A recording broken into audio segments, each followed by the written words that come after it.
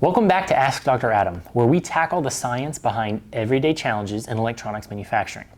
Today's question: how does the chemistry of your cleaning process change as your wash bath gets dirtier? And why should you care? Let's dive in.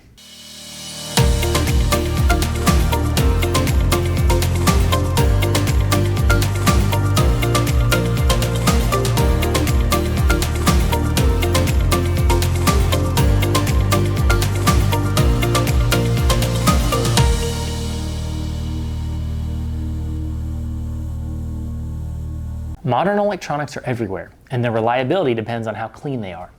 If residues like flux are left behind, they can react with moisture and cause corrosion or dendrites. That's why cleaning is not just about looks, it's about performance and long-term reliability. When we clean electronic assemblies, especially printed circuit boards, we often use water-based solutions with special cleaning agents. But here's the catch.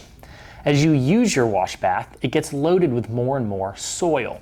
That's the technical term for all the gunk that we're trying to remove. Now, your cleaning process probably has three main steps: wash, rinse, and dry.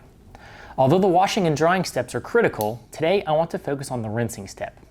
If you don't rinse well, you run the risk of leaving behind a mixture of the original soils and residues from the cleaning agent itself.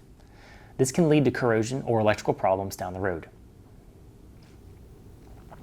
But what makes rinsing tricky? You see, as the bath gets dirtier, rinsing becomes less effective because the addition of these soils affects the properties of the wash solution. To illustrate this, I want to talk about a paper that was recently presented at SMTAI titled "Electronic Assembly Wash Chemistry Effectiveness as a Function of Soil Loading." In the paper, multiple cleaning agents were mixed with reflowed flux residues to simulate a loaded bath. A little color was added so that you could see it, and then it was injected underneath a glass slide to simulate a large component. The slide was then put into a spray cell and video was taken to watch the solution get rinsed away over time. So, what did they find?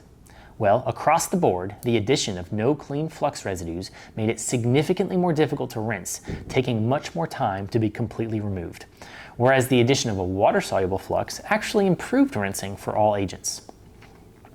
So, what does this mean for you? First, you want to monitor the soil loading of your bath over time to make sure that you never reach a point where rinsing becomes an issue. You can talk to your chemistry provider for suggestions on how to do that most effectively. Second, and arguably more important, when you're qualifying a cleaning process, make sure to take this into account. Just because a cleaning chemistry rinses on day one doesn't mean it will rinse well in a few days. Work with your chemistry provider to try to simulate the end-of-life conditions as well. Thanks so much for watching. If you enjoyed this video, don't forget to give it a thumbs up and let me know your thoughts or questions in the comments below.